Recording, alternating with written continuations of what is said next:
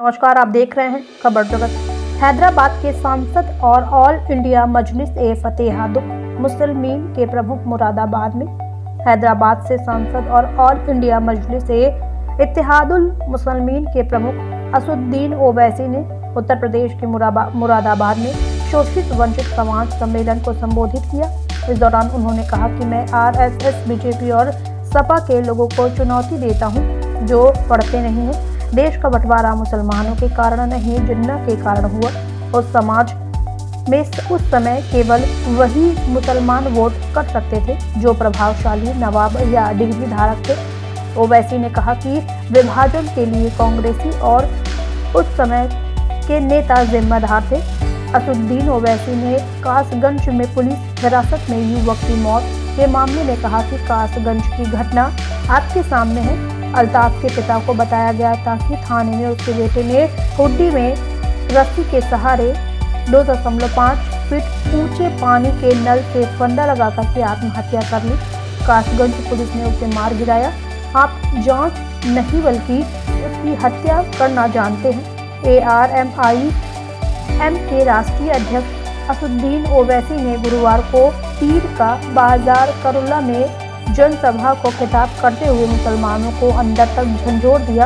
उन्होंने मुसलमानों को 1980 में हुए दंगे को याद दिलाते हुए कहा, तब से आज तक हालात नहीं बदले हैं और आज भी ठोका जा रहा है।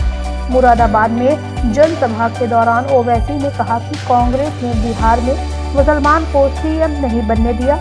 ओवैसी ने सरदार पटेल तुला जिन्ना से करने पर सपा सुप्रीमो अखिलेश यादव को आड़े हाथों लिया। कहा, मैं मुरादाबाद से अखिलेश यादव को बताना चाहता हूँ भारत को तोड़ने वाले का नाम। ओवैसी ने कहा कि हिंदुस्तान को तोड़ने वाले का नाम जिन्ना था। उन्होंने अखिलेश यादव को दोबारा पढ़ने की हिदायत दी। कहा कि मौलाना अबुल कलाम आजाद को पढ़िए। ओवैसी ने कहा कि मैं संघ को चैलेंज करता हूँ। भारत का बंटवारा जिन्ना की वजह से हुआ है। मुसलमानों को बदनाम करना झूठ है। भारत के 2 टुकड़े हुए उसका जिम्मेदार कांग्रेस है। बोले, हम भारत को अपना देश मानते हैं। ओवैसी ने कहा कि आजकल सब जिन्ना के बारे में बात कर रहे हैं। आखिर उत्तर प्रदेश के चुनाव में जिन्ना कहां से आ गए? ओवैसी ने इशारों में जिन्ना को जिन्न बताया है। राष्ट्रीय स्वयंसेवक संघ पर निशाना साधा। लोगों से कहा, RSS पूछा जाए तुम्हारा क्या रोल रहा आजादी में? क्योंकि RSS के लोगों ने कहा था मत लो अंग्रेजों से पंगा।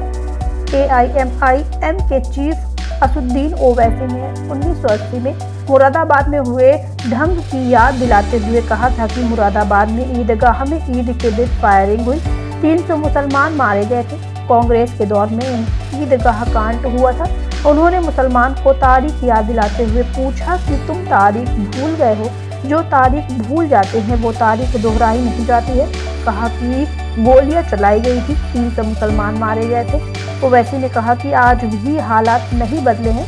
1980 से 2021 तक कोई हालात नहीं बदले हैं, आज भी ठोका जा रहा है। कहा कि गोरखपुर एक घर में घुस करके तोड़फोड़ की गई। बाबा की पुलिस पाकिस्तान को झंडा बता रही है। इनको जहां हरा दिखता है यह लाल हो जाता है।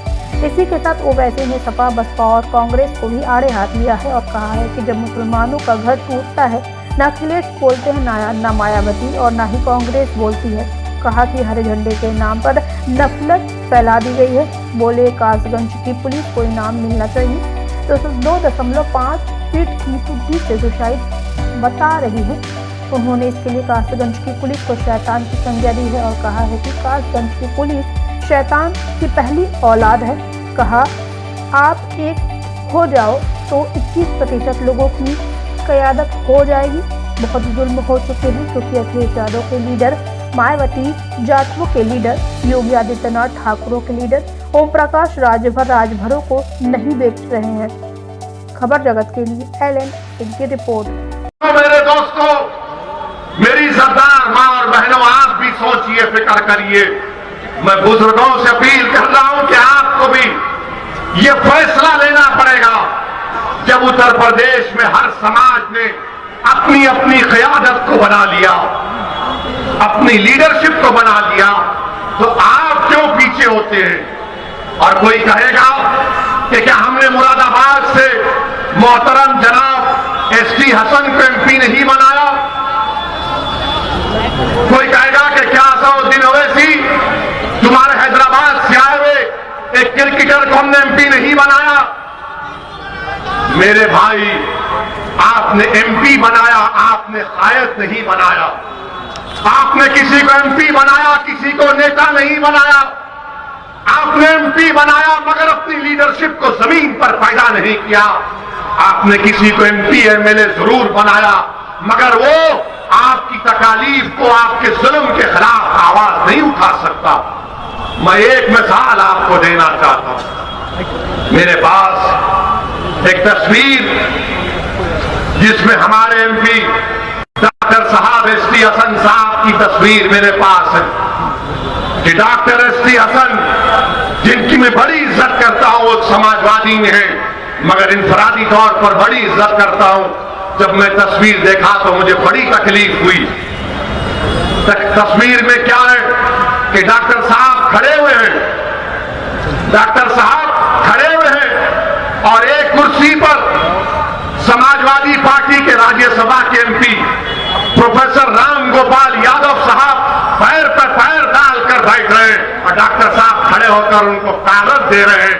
मैं आपसे पूछना चाह रहा हूं कि इस तरह की बेइज्जती हम बर्दाश्त करेंगे?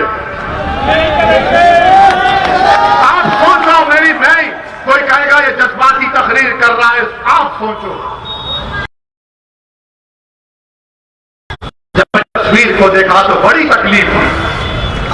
वो कुर्सी पर बैठा है पैर पर पैर डालकर और मुरादाबाद का मुसलमानों का एमपी खड़े होकर उसको ताकत दे रहा है। देख भी नहीं रहा डॉक्टर साहब की तरफ। मेरे अजीज दोस्तों और बुजुर्गों, ये तुम कहेंगे लीडरशिप?